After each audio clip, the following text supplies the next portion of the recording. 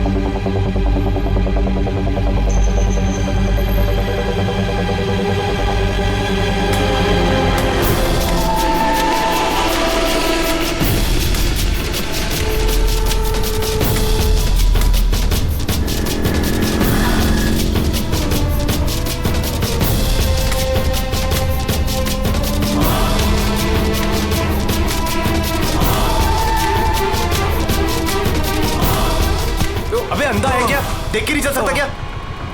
अंधा ही हूँ भाई। अरे भाई सॉरी, मेरी छड़ी मुझे पता नहीं था। आपको ऐसे नहीं निकलना चाहिए, कहीं चोट लग जाएगी आपको। माफ करिए, पर मुझे ध्यान देना चाहिए। ठीक है, आराम से जाइएगा। जी जी।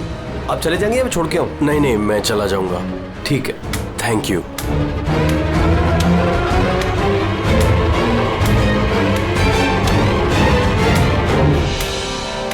क्या हो गया यार, ये इतना दर्द क्यों हो रहा है?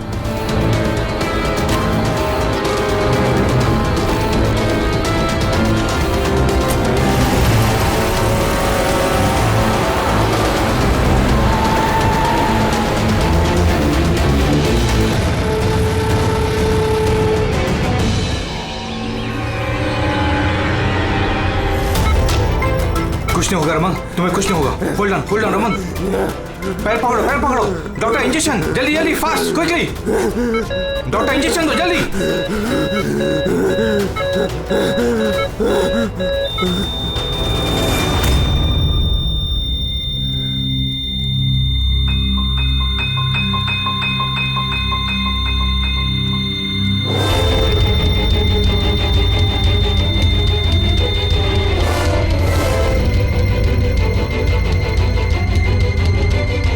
Oh my God, he's dead. और इनकी मौत नेचुरल भी नहीं है। अब क्या? I know Priya, it's a murder. और मैंने डॉक्टर सालुंके को इस केस के बारे में सब कुछ पहले से बता दिया था। अब तक तो उन्होंने फाइंड आउट कर भी लिया होगा कि रमन की मौत की वजह क्या होगी। जहर? रमन की मौत जहर से हुई है? हाँ बस, बहुत खतरनाक जहर है ये। पहले इंसान के दिमाग पर असर करता है। पहले डिलेरियम, फोटोफोबिया, एमनेशिया। उसके बाद ये जहर इंसान के बाकी के अंगों पर असर करता है। बाकी के अंग धीरे धीरे काम करना बंद कर देते हैं और इंसान की मौत हो जाती है। सर साहब, इसका कोई एंटीडोट तो होगा ना? हर जहर का एंटीडोट होता है फ्रेडी, लेकिन उसके लिए हमें उस जहर के बारे में पूरी जानकारी होनी चाहिए। बस ये जहर आसानी से पकड़ में नहीं आता है। मुझे भी बहुत सारे टेस्ट करने पड़े इसे ढूंढने के लिए। सर, जहर दे के मारना एक अलग बात है, और ऐसा जहर देना जिससे इस तरह तड़प तड़प के मरे, ये जरा चौंकाने वाली बात नहीं लगती? लेकिन ये जो भी कोई है, ऐसी नफरत करता था रमन के साथ कि उसने उसे ऐसी खतरनाक मौत दी थी। समझ में नहीं आता कौन हो सकता है ये, कौन होगा? कोई भी हो सकता है सर। सर रमन को जुए की लत थी। क्रिकेट, रेस कोर्स, सट्टा, हर तरह का जुआ। और इसी चक्कर में वो 5 करोड़ के कर्जे में था। 5 करोड़? 5 करोड़? हाँ सर, उसको धमकी भरे मैसेजेस भी आए थे। उसके फोन रिकॉर्ड्स में ऐसे कई सारे मैसेजेस हैं जो उसको बुकीज और सट्टेबाजों ने भेजे। ये देखिए सर, हो सकता है इन्हीं में से किसी की धमकी सच साबित हो गई होगी। पता नहीं, पर जिस तरह से इसको मारा है सर, लगता तो नहीं है किसी बुकी का काम है। फिर भी इन्हें बुलाना तो पड़ेगा, शायद कुछ पता चल जाए। हाँ। Hello ACP Pradyuman. अच्छा ठीक है।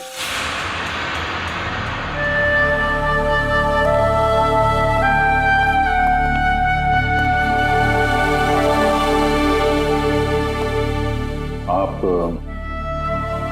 रमन का चचेरा भाई हितेन। हितेन, किसी ने रमन का खून कर दिया है। क्या लगता है आपको किसने किया होगा? मुझे नहीं पता सर, सिर्फ बुरे काम का बुरा नतीजा। एक ना एक दिन तो ये सब होना ही था सर। हम किसने किया, कैसे किया, ये तो नहीं पता सर। लेकिन इतने सारे लोगों से दुश्मनी, इतने सारे लोगों का कर्जा, उन्हीं में से किसी ने। अच्छा, आपके अलावा परिवार में इनका और कौन? माँ है इसकी, लेकिन अब वो कहाँ पर है ये मुझे नहीं पता। ठीक है हितेन, हमारी इन्वेस्टिगेशन अभी चल रही है, तो बॉडी अभी यहीं रहेगी हमारे पास। आप अपना कॉन्टैक्ट नंबर वहाँ लिखवा दीजिएगा, जरूरत पड़ेगी तो आपको तकलीफ देंगे। जी सर।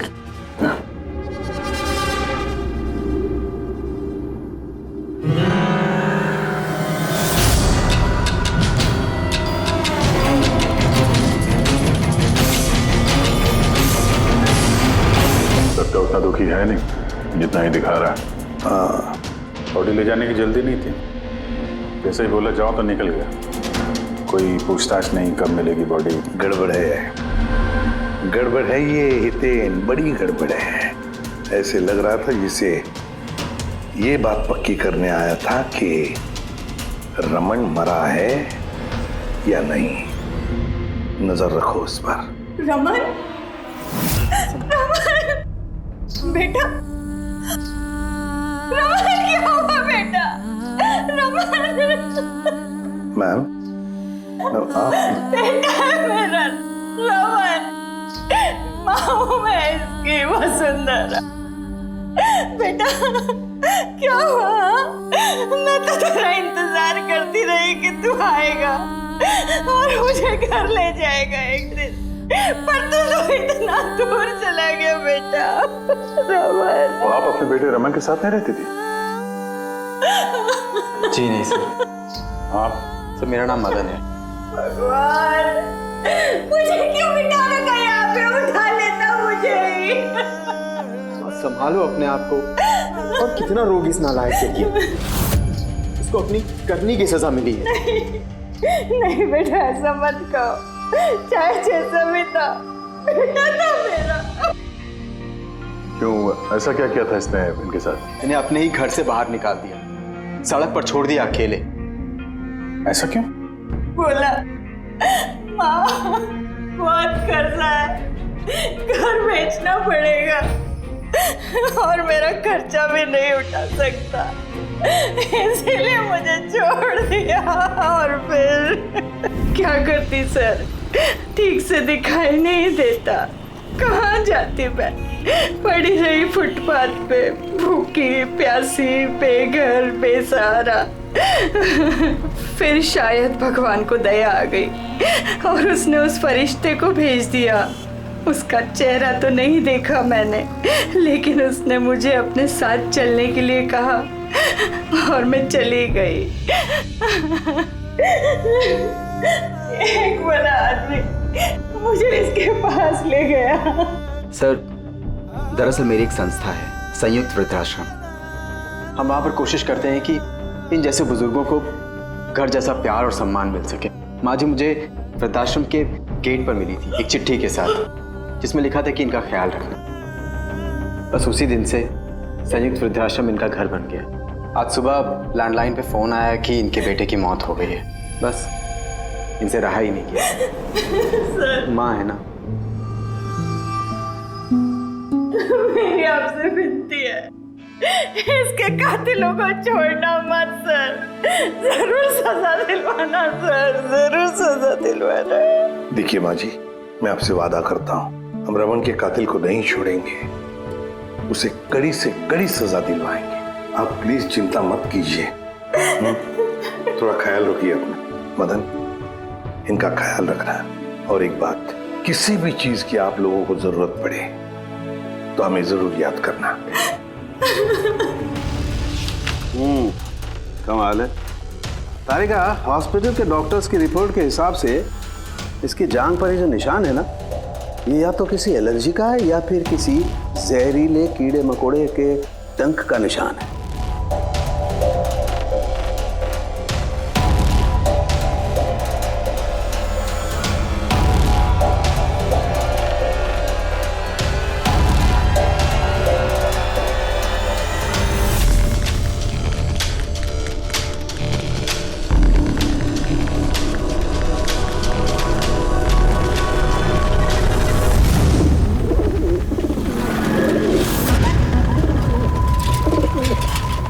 सर, इस हितेन की हरकतें ठीक नहीं लग रही है सर। ऐसे ऐसे लोगों के साथ उसको उठना बैठना है, उस पर शक करना बनता है सर। एक और बात है सर, कुछ समय पहले ये रमन ने उसे अपने घर से निकाल दिया था।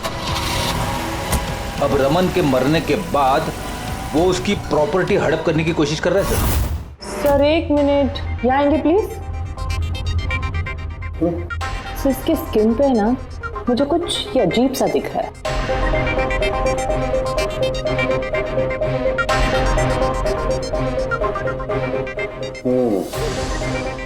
तारिका, ये जो अजीब सी चीज है ना, दरअसल ये पैराफिन है। पैराफिन? मोम। अरे तो इसका मतलब वो जहर इसके थाई में नहीं इंजेक्ट किया गया? किया गया। वो जहर इसकी थाई में ही इंजेक्ट किया। तो फिर ये मोम कहाँ से आया? मोम कहाँ से आया? तारिका, यहाँ से खूनी ने जहर इंजेक्ट किया। दरअसल ये जहर मोम से, पैराफिन से कोटेड था, इसीलिए इसकी इस चमड़ी पर भी और इसके खून में भी हमें पैराफिन मिला है। क्योंकि खूनी नहीं चाहता था कि जहर तुरंत इसके शरीर में जाकर के असर दिखाए, इसलिए उसने इसे कोट कर दिया। और ये जो जहर है, इसको माइन, ये एक बायो पॉइजन है, जैविक जहर। खूनी ने इसे मोम से कोट किया, इसके शरीर में इंजेक्ट किया और फिर इसके शरीर की गर्मी से मोम पिघलने लगा और वो जहर इसके खून में मिलकर के अपना असर दिखाने लगा। मतलब ये जहर किसी लिक्विड फॉर्म में नहीं बल्कि पैलेट यानी छोटी गोली के फॉर्म में इसके शरीर में डाला गया है। एग्जैक्टली।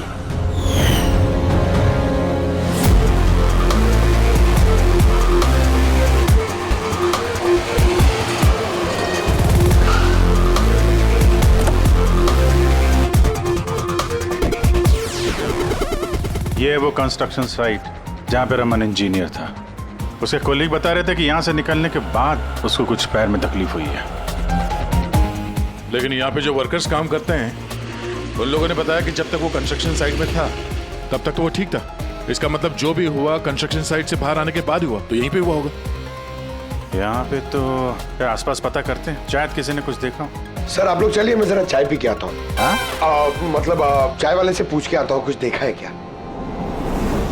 अभिजीत, ये बच्ची कंस्ट्रक्शन साइट के सामने अखबार बेच रही है, पूछते हैं उससे।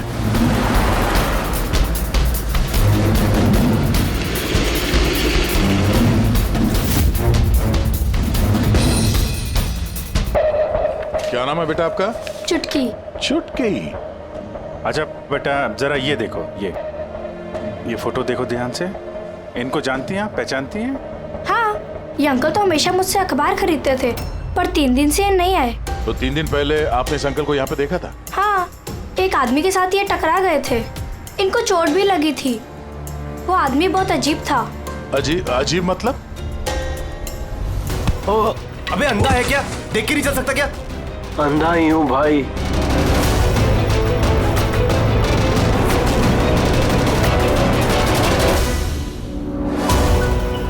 क्या हो गया यार, दर्द क्यों हो रहा?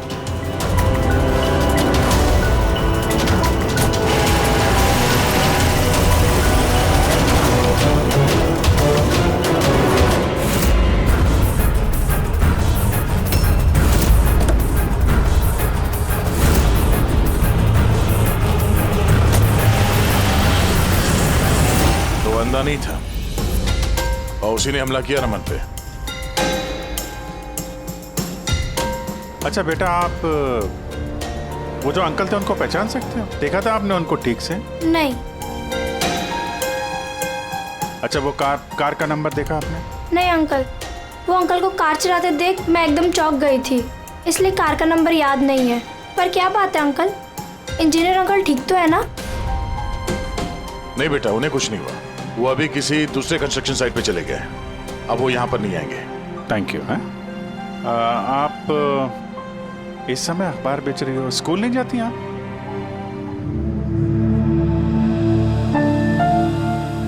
क्या बात है, हैं? स्कूल तो जाना चाहिए।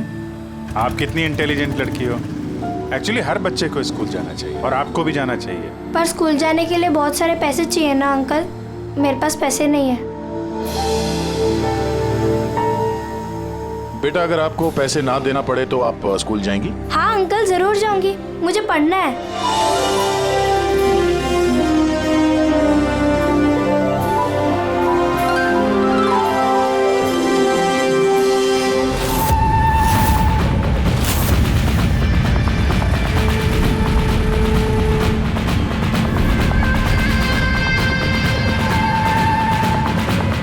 समीर, अब तुम्हारी बारी।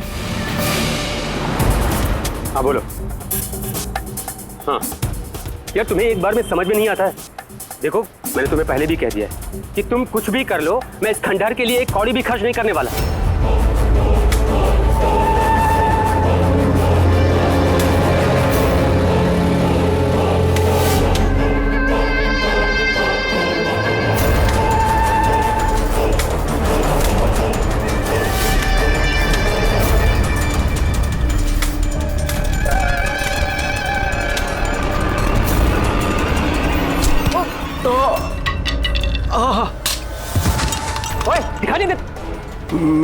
मेरी छड़ी। मेरी छड़ी। अब आपको कहीं लगी तो नहीं? आप ठीक है ना? मैं आपको कहीं ड्रॉप कर दूं? नहीं नहीं, मैं ठीक हूँ, मैं चला जाऊंगा। आप ठीक है ना?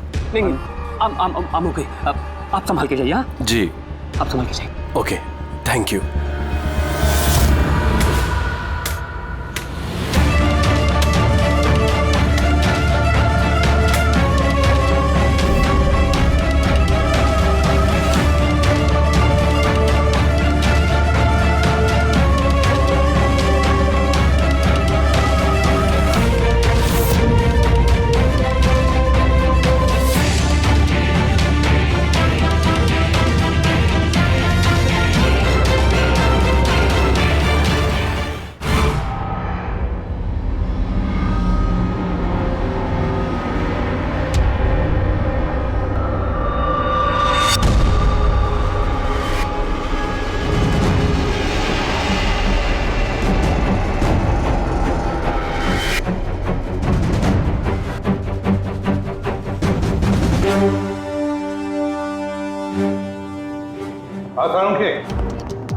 क्या पता चला?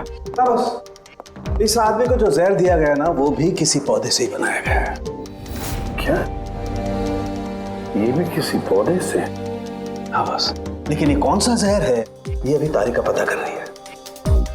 इस जहर का नाम है रिकिनस कम्युनिस, और ये जहर पहले वाले जहर से भी बहुत ज्यादा तेज और खतरनाक है। रिकिनस? अब ये किसी पौधे का नाम है क्या? हाँ फ्रेडी, ये किसी पौधे का नाम है, और बॉस ये कोई आम पौधा नहीं है, बहुत मुश्किल से मिलता है। और खूनी जो कोई भी हो बॉस, उसे पौधों के बारे में बड़ी अच्छी जानकारी है। हाँ, जानकारी तो होनी चाहिए पौधों के बारे में, तभी तो। लेकिन सर, इन हत्याओं की वजह क्या है? ना तो हमें रमन की हत्या का कारण पता है और ना समीर का, और दूर दूर तक इन दोनों का एक दूसरे से कोई संबंध ही नहीं है। सर, समीर और रमन के बीच में एक चीज तो कॉमन है। क्या? माय गॉड, तो ये है वो कड़ी जो समीर और रमन को जोड़ती है। तो क्या दोनों ने एक ही गलती की? जी सर, रमन की तरह समीर ने भी अपने बूढ़े और कैंसर पेशेंट पिता को घर से निकाल दिया था। हमने उनके बारे में छानबीन की और एक ऐसे शख्स से मिले जिन्होंने समीर के पिता को ढूंढने में मदद भी की और इस केस को एक नया मोड़ दिया। कौन है वो? सर, ये डॉक्टर दिनेश है। Hello sir. कैंसर सेंटर के चोड़ी। समीर के पिताजी का इलाज यही कर रहे थे। डॉक्टर दिनेश, जरा एक बात समझाइए। समीर ने अपने पिताजी को घर से बाहर निकाला था, तो फिर ये समीर के पिताजी आपके यहाँ कैसे पहुंचे, आपके कैंसर सेंटर में? किसी ने उन्हें हॉस्पिटल पहुंचा दिया था। मैं हॉस्पिटल पहुंचा ही था जब मैंने इनको देखा। ये चेयर पे बैठ के कुछ बड़बड़ा रहे थे, हाथ में लिफाफा था। मैंने पूछा कि कौन है, लेकिन इनको कुछ याद नहीं था। मैंने उनके हाथ से लिफाफा लिया। पैसों के अलावा उसमें एक चिट्ठी भी थी। उसमें लिखा था कि इनको कैंसर है और हम इनको अपने यहाँ एडमिट करके इलाज शुरू करें। एडमिशन के लिए डिपॉजिट की रकम लिफाफे में है और इलाज के पैसे भी हॉस्पिटल के अकाउंट में ट्रांसफर हो जाएंगे। उनकी उम्र और हालत को देखकर मैंने उनको एडमिट तो कर लिया, पर मुझे चिंता थी अगर पैसे ना मिले तो। लेकिन भगवान का शुक्र है, अगले ही दिन इलाज के पूरे पैसे 10 लाख रुपए हॉस्पिटल के अकाउंट में ट्रांसफर हो गए थे। 10 लाख रुपए? किसने ट्रांसफर किए? सर 100% खूनी ने दिए होंगे। सर, बैंक डिटेल से पता चल जाएगा। पता चल गया एक्चुअली, पैसे समीर की वाइफ रत्ना ने दिए थे सर। ये सब मेरी गलती है सर। मेरी वजह से समीर की जान चली गई।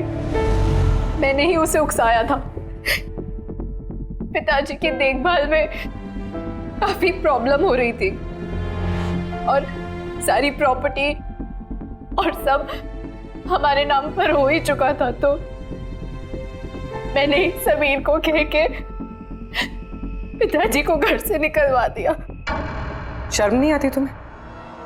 समीर के पिता तुम्हारे भी पिता समान थे, उनको ही घर से निकाल दिया। ये सब करने के बाद फिर उनकी इलाज के लिए 10 लाख रुपए क्यों दिए? मुझे किसी ने धमकी दी थी सर कि अगर पिताजी के इलाज के लिए 10 लाख रुपए नहीं दिए तो वो समीर को और मुझे मार देंगे। सर, मैंने उन्हें 10 लाख रुपए दे दिए, फिर भी उन्होंने समीर को मार दिया। और अभी भी कहा है कि अगर हर महीने पिताजी के इलाज के लिए 50,000 रुपए नहीं दिए तो वो मुझे भी मार देंगे। किसी पे शक है तुम्हें? नहीं। उसके बारे में कुछ याद है? उसकी आवाज, उसका लहजा, कुछ भी? कुछ भी याद नहीं। सर प्लीज मुझे बचा लीजिए। सर, मैं मरना नहीं चाहती। सर, मैं पिताजी को घर ले आऊंगी। मैं उनकी पूरी देखभाल करूंगी, पूरी कोई तकलीफ नहीं होगी। सर, आप प्लीज मुझे बचा लीजिए। घबराओ मत। सर, प्लीज मुझे बचा। कुछ नहीं होने देंगे तुम्हें हम।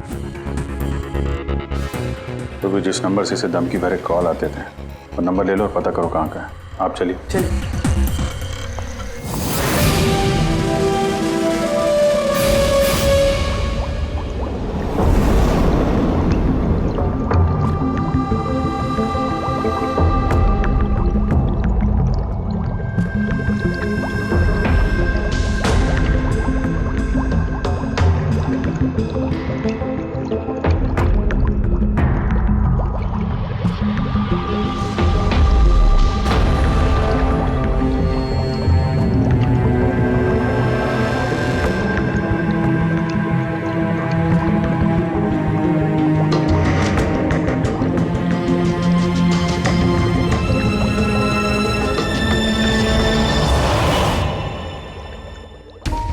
सर, हमने इतने सारे एंटीडोट्स बना लिए, लेकिन इसकी क्या गारंटी है कि खूनी इन्हीं में से किसी जहर का इस्तेमाल करेगा?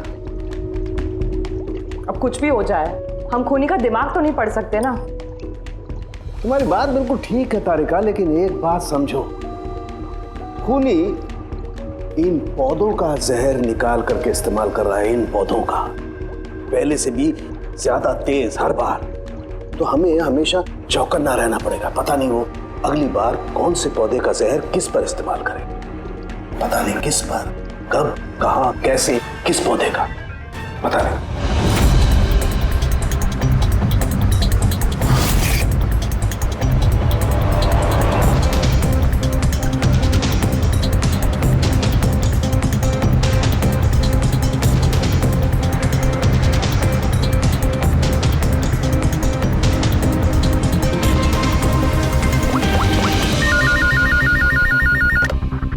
हेलो। हाँ पूर्वी बताओ। सर वो फोन बूथ जहाँ से कातिल ने रत्ना को धमकी भरे कॉल्स किए थे, वो ये भाईंदर रेलवे स्टेशन के पास है। Bhayandar railway station? वहाँ तो बहुत भीड़ भाड़ रहती है। जाहिर सी बात है उसने ब्लाइंड मैन के भेस में तो किया नहीं होगा। बड़ा मुश्किल है पता लगाना। सर किसी को कुछ पता तो नहीं है, लेकिन एक खास बात यह है कि ये कॉल्स सुबह 11 से 12 के बीच किए गए हैं और रेलवे स्टेशन के पास एक बस स्टैंड भी है जहाँ से बस जाती है पुणे। बस स्टैंड भी पास में ही है, तो ट्रेन से भी जा सकता है और बस से भी। चलो कोई बात नहीं, देखते हैं। भाईंदर, इसका मतलब कि खूनी मुंबई से ही है और सिर्फ समीर का खून करने के लिए पुणे गया था।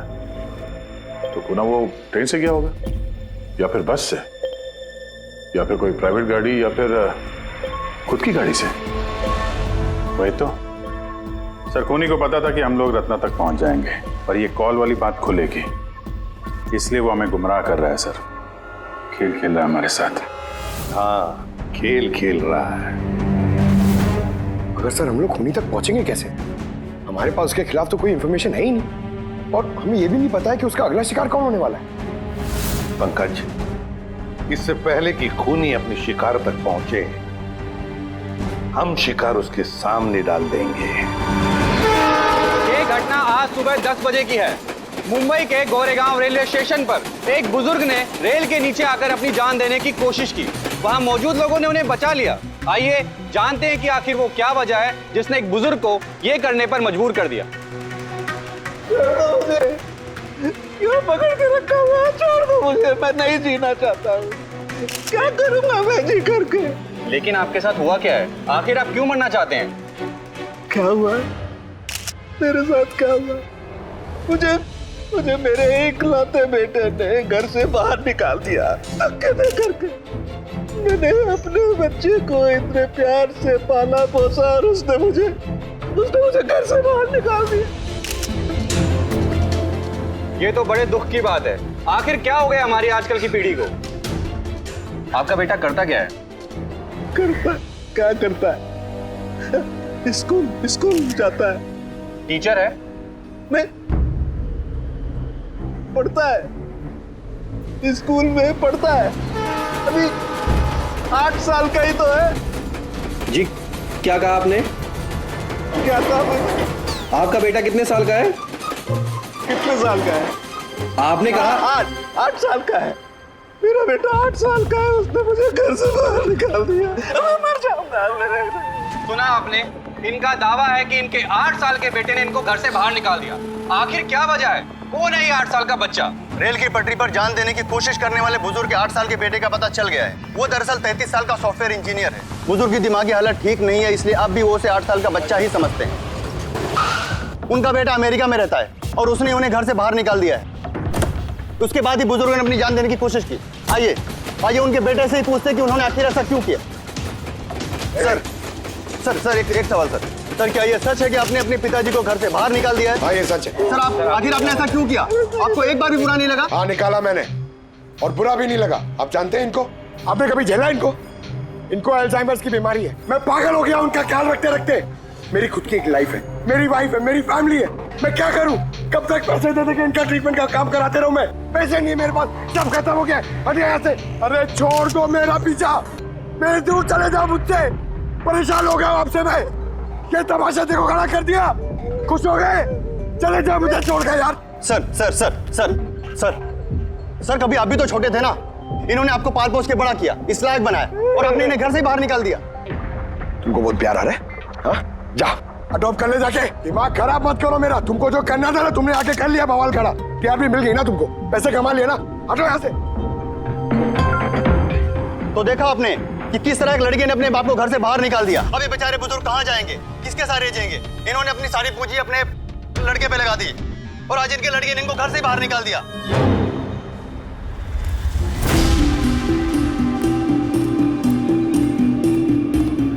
बड़े बच्चे गुब्बारे गुब्बारे ले लो जल्दी,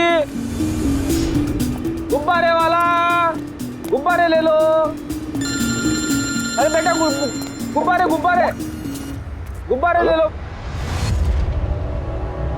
गुब्बारे वाला गुब्बारे ले लो, गुब्बारे गुब्बारे ले लो, गुब्बारे गुब्बारे ले लो बेटा, गुब्बारे गुब्बारे ले लो, गुब्बारे गुब्बारे वाला गुब्बारे गुब्बारे ले लो।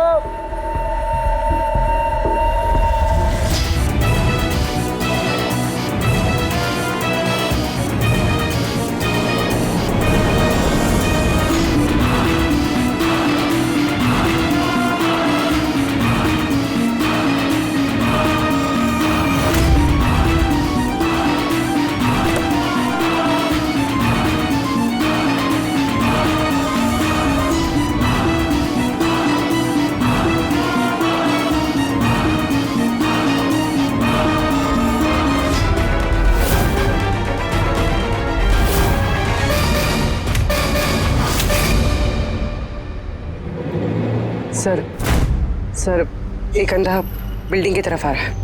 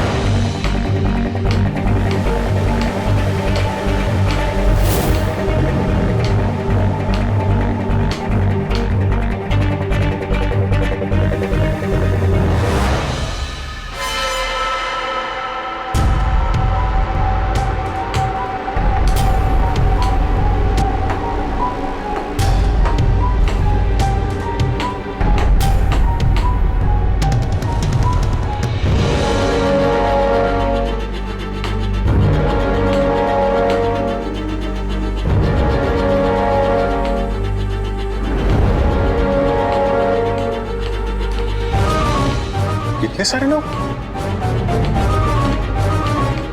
सर इतने सारे अंधे एक साथ? हमने तो एक सोचा था, यहाँ तो 8-10 निकले। लगता है ये कोई चाल है। एक मिनट आप लोग रुकिए। एक मिनट, यहाँ कैसे आ गए आप लोग? आइए। ये आप तब कहाँ आए आप लोग? यहाँ क्या बात है? क्या हुआ? यहाँ आंखों का फ्री चेकअप होने वाला है। संपत है आप? संपत? उसने ही बुलाया था हम लोगों को। देखिए यहाँ पे ऐसा कोई शिविर नहीं है। कौन संपत कौन है? किसने बुलाया आपको? उसने ही तो बुलाया था यहाँ।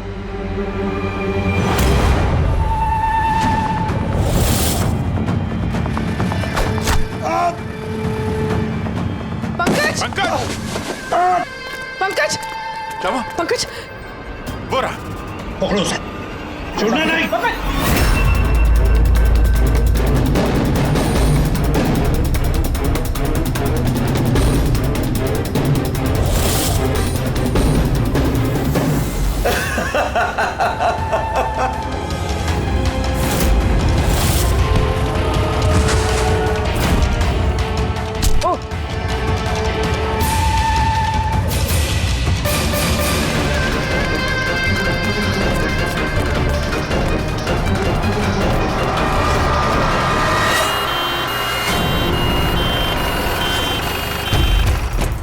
आजा, जल्दी आजा। पंकज तुझे कुछ नहीं होगा। पंकज इसे एम्बुलेंस में लेके चलो।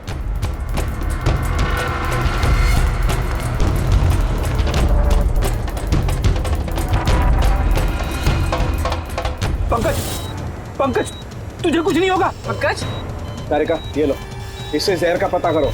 अगर जहर का पता नहीं चला तो हम एंटीडोट नहीं दे पाएंगे। मेरी बात सुन रहे हो तुम? सुना नहीं है पंकज, आंखें बंद मत होने देना। आदिश, हमारे पास इसका एंटीडोट हो, वरना हमें इसे हॉस्पिटल ले जाना पड़ेगा। एंड आई एम श्योर ये वाला जहर पहले वाले जहर से बहुत ज्यादा स्ट्रॉन्ग है। अरे का एक काम करो, नेशनल बायो सेंटर को फोन करो और उसे लाइन पर रखो।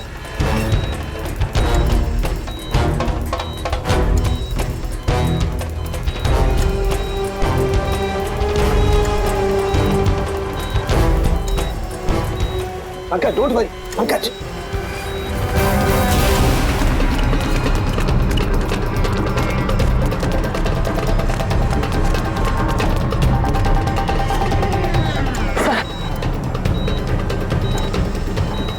ओह माय गॉड, ये नहीं हो सकता है।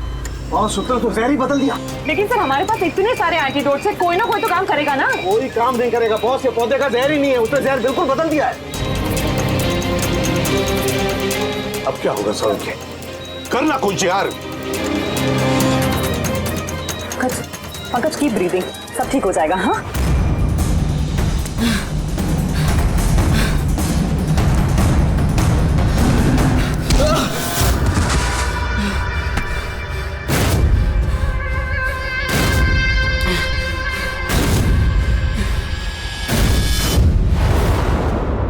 सर, मेरा नाम मदन है।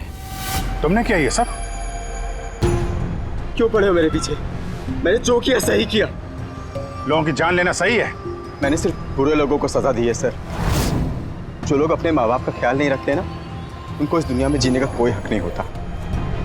जब मेरी माँ की मौत हुई थी तो मेरी दुनिया उछल गई थी। उसी वक्त मैंने इस संयुक्त वृद्धाश्रम की शुरुआत की थी। सर, वहाँ पर जितने भी बुजुर्ग माँ बाप आते हैं ना, सब अपने बच्चों के सताए हुए होते हैं।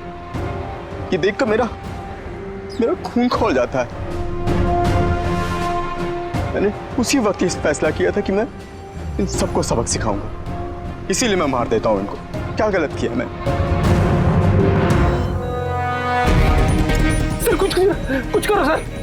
कुछ नहीं कर सकते जब तक उस जहर का कंपोजिशन नहीं पता लगेगा फ्रेडी, हम कुछ भी नहीं कर सकते। अगर इसे गलत एंटीडोट दे दिया तो ज्यादा खतरनाक होगा यार। सर, पंकज की हालत तो बिगड़ती जा रही है।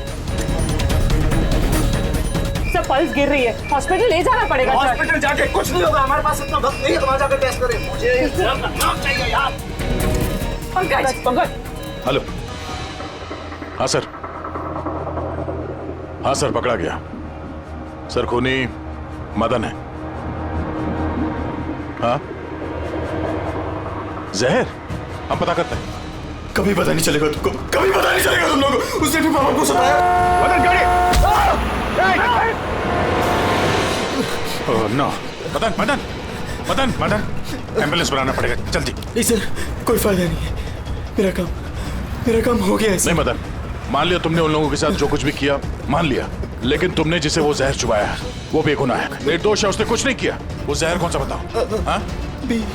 BTX। सर, उस जहर का नाम BTX है। साळुंखे, जहर का नाम है BTX। पंकज, जागते रहना, आंखें बंद मत होने देना। मदन, बस हो गया। You'll be all right। बस अब पंकज को कुछ नहीं हो सकता है, कुछ भी नहीं। Welcome my boy. घबराओ मत, कुछ नहीं होगा तुम्हें। तुम आदमी अच्छे थे मदन, लेकिन तुमने जो किया वो सही नहीं था। ये तो चला गया अभिजीत, पर चाहे कुछ भी हो जाए, इसका वो वृद्धाश्रम बंद नहीं होने देंगे।